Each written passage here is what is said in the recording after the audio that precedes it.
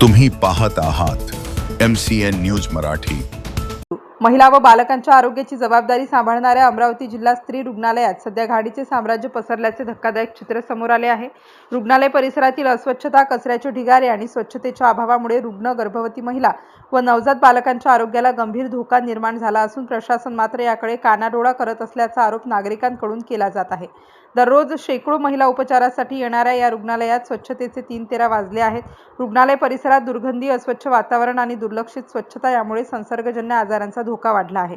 विशेष म्हणजे ज्या ठिकाणी रुग्णांना आरोग्य मिळायला हवे त्याच ठिकाणी आजारांना निमंत्रण दिले जात असल्याचे चित्र आहे।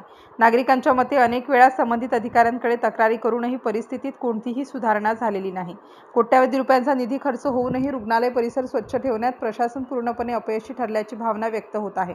आरोग्य विभागाचे अधिकारी आणि रुग्णालय प्रशासन यांच्यात समन्वयाचा अभाव असल्यामुळे सर्वसामान्य नागरिकांना त्याचा फटका बसत आहे। गर्भवती महिला, बाळंतिणी आणि नवजात बालकांसाठी असलेल्या या महत्त्वाच्या आरोग्य संस्थेत अशी परिस्थिती निर्माण होणे ही अत्यंत गंभीर बाब मानली जात आहे।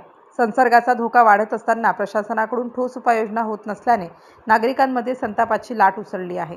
MCN न्यूज मराठीकरिता संदीप वानखडे, अमरावती।